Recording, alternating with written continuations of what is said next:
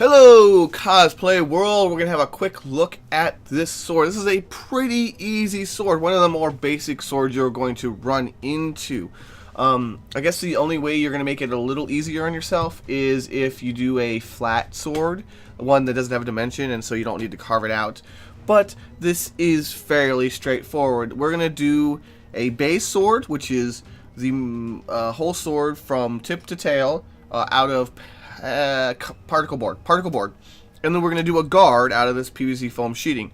Now, if you don't have PVC foam sheeting, you can use similar kind of materials, such as medium density fiberboard. But the reason why I'm using this is because it's nice and flexible. It takes a little bit more work to make stuff out of the other material, but it's easier to get a hold of, so I understand how that goes. So basically, we're going to take this big old piece of particle board. I keep saying pegboard. Raw, it's the worst. And we're going to be sanding it up. Remember to wear your mask and goggles here, because it's going to kick up a ton of dust. And we're going to remove any excess material. Yeah, I'm going to get my goggles, because there's just a ton of dust in this project. And we're going to be rounding out the handle there, and we're going to end up with a sword. Just skipping through quite a lot of sanding there for you guys.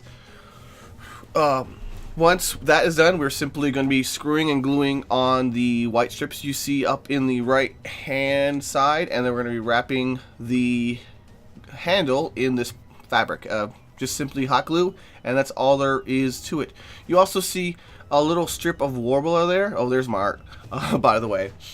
You see a little strip of warbler, that's going to add the butt of the sword, so to protect it, basically. I do use warbler as something to protect my work, but not necessarily for entire projects.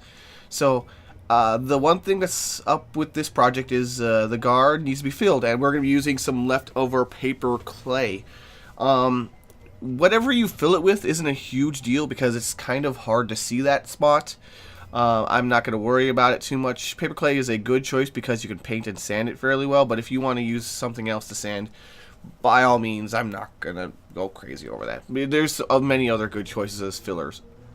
So, we have some Delta Gold and some, Inca Gold, and then some red.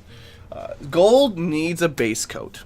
And I'm not a fan of the Delta Gold. As you can see, it's kind of flat and weird looking, grayish. The texture looks super, it's not metallic or shiny, but the Folk Art Gold is much better. So I put down the Delta Gold as a base coat, and then went over that with the Folk Art Gold, which is a better tone for what we're trying to do here. We're simply going to be painting on the letters here with a bit of red, and we're going to finish it all up with a bit of varnish to protect it. And do boom! Super easy sword! Easiest of swords. Next up, we're going to go into a much more complicated project. It's going to be the 4-part series on Snover Kanjinka, a full Kanjinka with sewing and things like that.